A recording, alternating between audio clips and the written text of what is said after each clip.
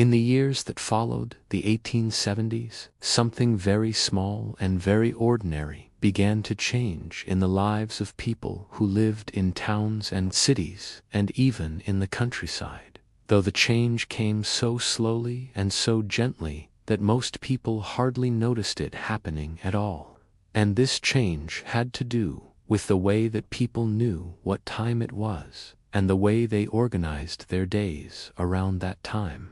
Before this period, time had been a softer thing, a more approximate thing, something that flowed differently from place to place and from town to town. And people often relied on the position of the sun in the sky, or the ringing of church bells, or simply the feeling of when morning had truly arrived and when evening was beginning to settle in around them. And this was enough for most purposes, because most people lived and worked in the same small area, and everyone in that area agreed, more or less, on what time it was. But after the 1870s, trains began to run on more regular schedules, and factories needed workers to arrive at the same time each morning, and telegraph wires stretched across great distances, carrying messages that needed to be coordinated between different places.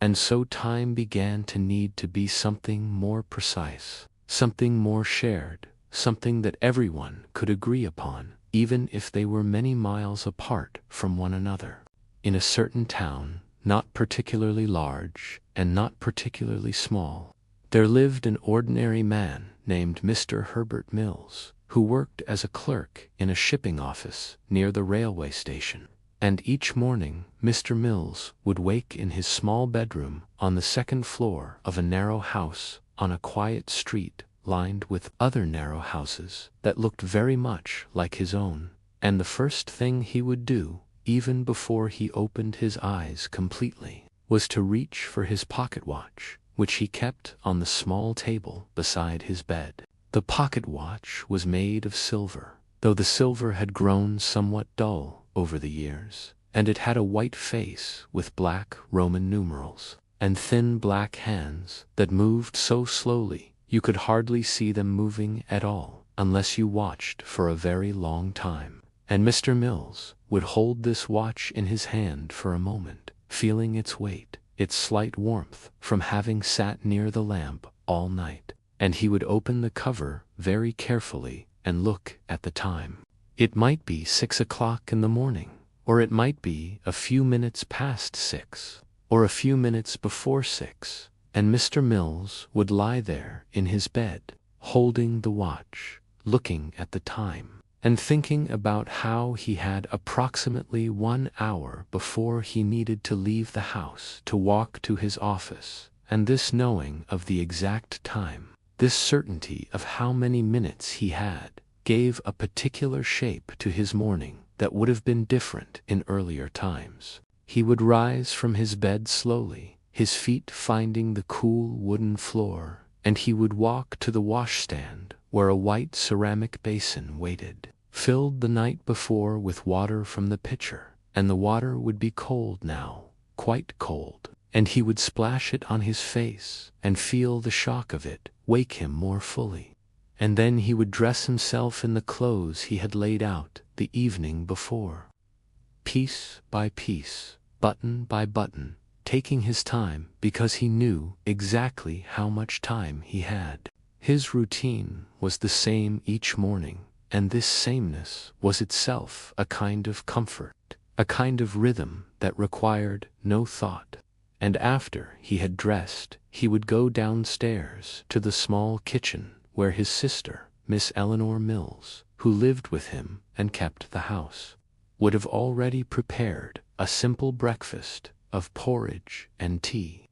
And they would sit together at the small wooden table and eat their breakfast without talking very much, because it was still early and the day was still quiet around them. Miss Eleanor Mills also had a watch, a smaller one that she pinned to her dress, and she would glance at it occasionally as she ate. Though she had no office to go to and no particular schedule to keep, except the gentle rhythm of the household tasks that filled her days. But still, she had grown accustomed to knowing what time it was, to organizing her thoughts around the hours and the minutes, to thinking that she might begin the laundry at 9 o'clock or start preparing the midday meal at 11:30, even though no one would have minded if these things happened a bit earlier or a bit later. After breakfast, Mr. Mills would collect his hat from the stand by the door, and his coat,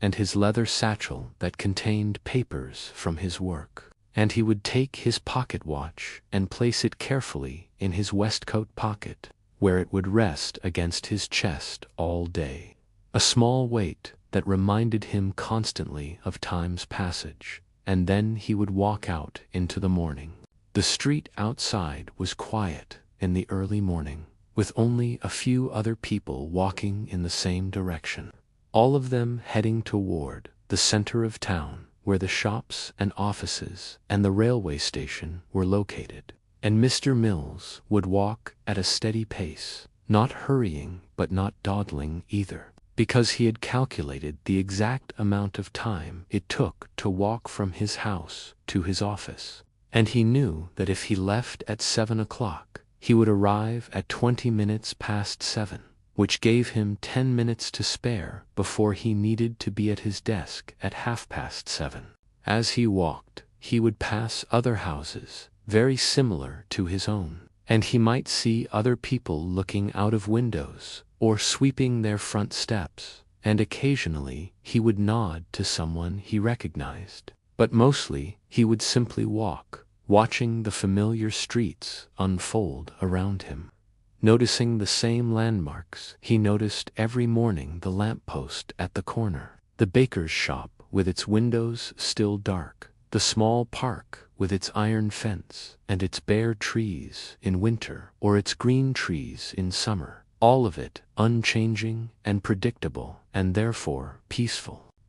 The railway station stood at the edge of the town center, a building made of red brick with a large clock mounted on its facade, and this clock was visible from several streets away, and many people, including Mr. Mills, would glance at it as they approached, checking their own watches against it, making small adjustments if necessary, because the station clock was synchronized with the railway company's master clocks, which in turn were synchronized with clocks in other cities and other towns, all of them agreeing now on what time it was, all of them moving their hands forward together in perfect coordination. Mr. Mills's office was on the second floor of a building adjacent to the station, and he would climb the wooden stairs slowly, his hand on the smooth banister that had been polished by thousands of other hands before his, and he would enter the office where several other clerks were already seated at their desks, and he would hang his coat and hat on the stand near the door, and he would go to his own desk, which was positioned near a window that looked out onto the station platform. His desk was organized in a very particular way, with papers stacked neatly on one side and pens and inkwells arranged on the other, and a large ledger book in the center. And once he was seated, he would take out his pocket watch and place it on the desk in front of him, where he could see it easily, and he would open the ledger and begin his work, which consisted primarily of recording the arrival and departure times of trains, and the cargo they carried, and the destinations of that cargo. This work required great attention to time, because even a few minutes of difference could be significant when coordinating shipments that needed to connect with other trains in other cities. And so Mr. Mills would write down times in neat columns: 7:35, 8:10, 8:42, each one precise, each one important in its own small way. And the morning would pass in this manner, with him writing and checking his watch and writing some more, and occasionally looking up to see a train arriving at the platform or departing from it, the great metal engine pulling its line of carriages, people boarding and disembarking, porters loading trunks and boxes. At noon, or sometimes a few minutes past noon, Mr. Mills would close his ledger and take out a small cloth bundle that contained his midday meal, prepared by his sister that morning, usually a sandwich of cheese and bread, or cold meat and bread, and perhaps a small apple or a biscuit, and he would eat this at his desk, still watching the trains come and go, still aware of the time passing, still checking his watch, occasionally though there was no immediate need to do so. After eating, he would have a few minutes to rest, and sometimes he would stand and walk to the window and look down at the platform, watching the ordinary activities of the station, the ticket sellers in their booth, the passengers waiting on benches, reading newspapers, or simply sitting quietly. And he would think about how all of these people were also aware of time, also checking watches or looking up at the station clock, all of them waiting for specific trains that would depart at specific times, all of them caught up in this new precision that had come to govern travel and work and daily life. In the afternoon, his work continued much as it had in the morning, more trains arriving and departing, more times to record, more columns to fill in the ledger, and the hours would pass steadily and unremarkably. 3 o'clock, 4 o'clock, 4:30,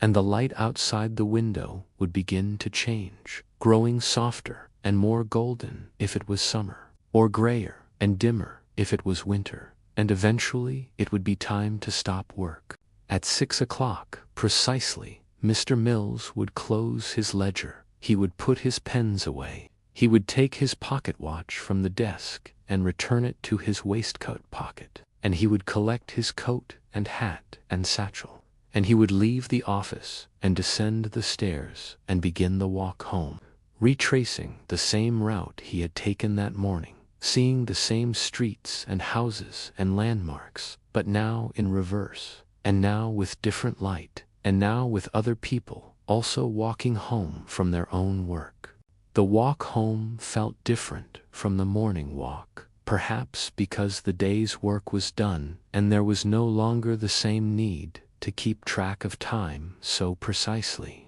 or perhaps simply because evening was a different thing than morning, softer somehow, more forgiving. And Mr. Mills would walk a bit more slowly, and he might stop to look in a shop window, or to watch some children playing in a yard, and the urgency of the clock seemed to loosen its grip slightly, though he still knew, more or less, what time it was, and he still knew that his sister would be expecting him home around 6:30, and that their evening meal would be ready shortly thereafter. When he arrived home, he would hang his hat and coat on the same stand where they had hung that morning, and he would wash his hands at the same washstand, and he would sit at the same table, and his sister would serve the evening meal, which might be a simple stew, or a piece of fish, or a chop with potatoes and vegetables, and they would eat together, still not talking very much, comfortable in their familiar routine. And after the meal, Mr. Mills might read the newspaper for a while, or he might work on a small hobby he had of organizing stamps in an album, arranging them carefully by country and by date, another form of ordering time, another way of making sense of things. In other houses on the same street and in the town, other people were following their own routines, equally organized, around the clock. And across the country, and indeed across much of the world, this same pattern was repeating, people waking to the same times, eating meals at regular intervals, going to work and coming home according to schedules that were increasingly precise and increasingly shared. Factory workers would rise even earlier than Mr. Mills, sometimes at 5 in the morning, or even 4:30. So they could walk or take the tram to the factory and be at their stations when the work whistle blew at 6 o'clock. and the factory whistle was loud enough to be heard across several neighborhoods, a reminder to everyone of time's passage. And the workers would stand at their machines or their assembly lines, performing the same tasks over and over, and their movements would become synchronized, not just with each other, but with the rhythm of the machines themselves, which ran according to their own precise mechanical time. Shop assistants would arrive at their shops before the doors opened to customers, usually at 8 or 9 in the morning, and they would prepare the displays and dust the counters and make sure everything was ready. And throughout the day, they would glance at the clock on the wall, knowing when the shop would close, when they would be able to leave. How many more hours of smiling at customers and wrapping packages and making change lay ahead of them. Even in the countryside, where life had once been governed almost entirely by the sun and the seasons, farmers were beginning to pay more attention to clock time, especially if they needed to take milk or eggs or vegetables to a train station to be shipped to a city, because the train would not wait. And if they missed the morning train, they would have to wait until evening or perhaps until the next day. And so they too would consult pocket watches or kitchen clocks, would organize their morning chores to ensure they finished in time, would hurry their horses along the road to reach the station before the appointed hour.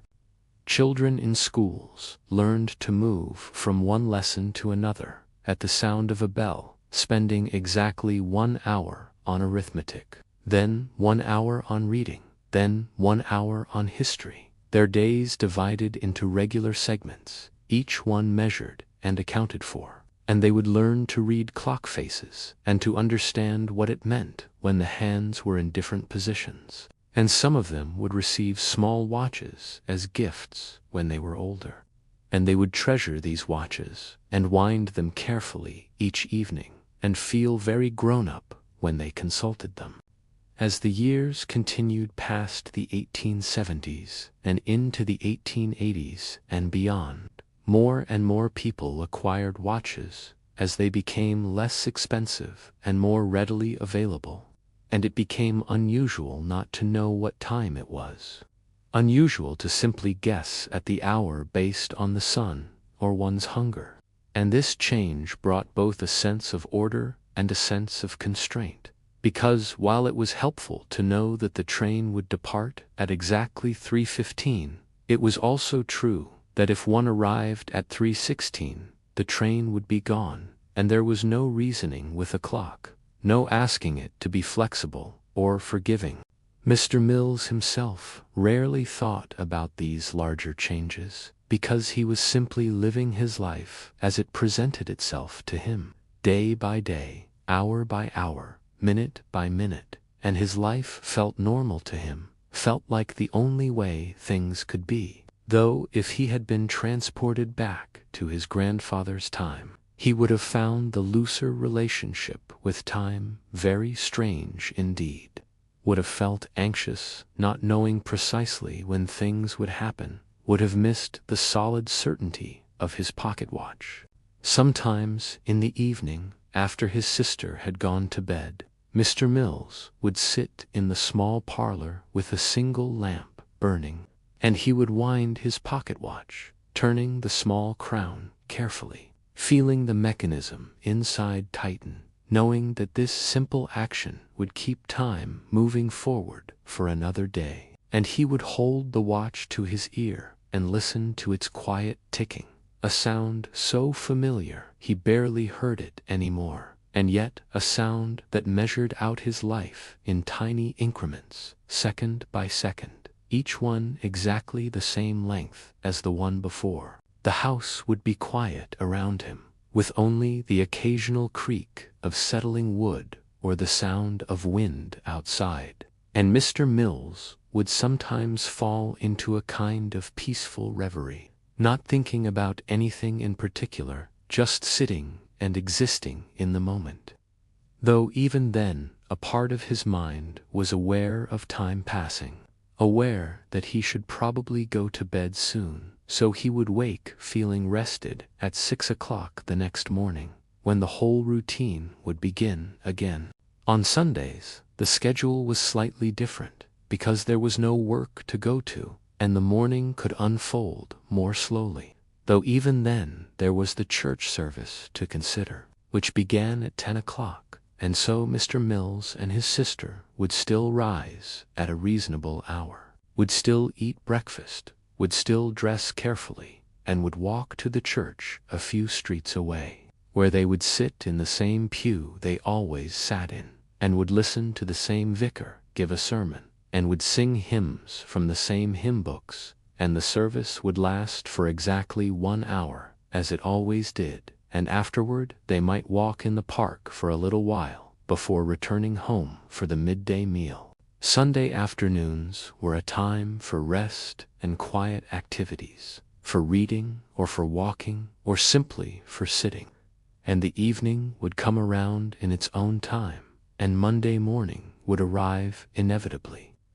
as it always did, bringing with it the return to the weekly schedule, the return to the office and the trains, and the recording of times in neat columns. The seasons changed, winter becoming spring, becoming summer, becoming autumn, becoming winter again. And through all these changes the routine remained mostly the same, with only small variations for weather or for special occasions, and the years accumulated in this way,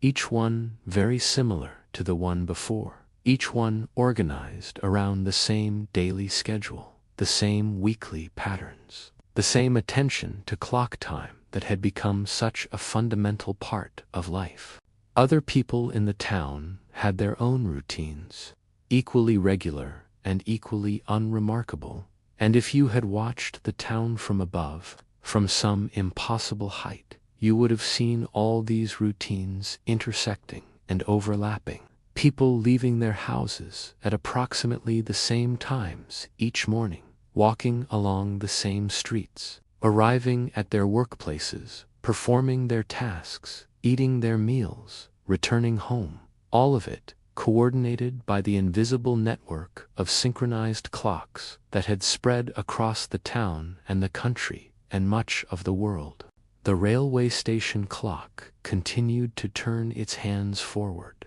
minute by minute, hour by hour, day by day, and the trains continued to arrive and depart according to their printed schedules. And Mr. Mills continued to record these arrivals and departures in his ledger, and his sister continued to keep the house and prepare the meals, and the neighbors continued their own work and their own routines, and life continued in this manner, steady and predictable and calm, organized around time, but somehow also existing outside of it, in a space of routine that was both measured and infinite, both constrained and free, both precisely scheduled, and yet somehow always the same, always familiar, always returning to the same moments and the same actions and the same quiet, unremarkable peace. And so the days continued, one after another,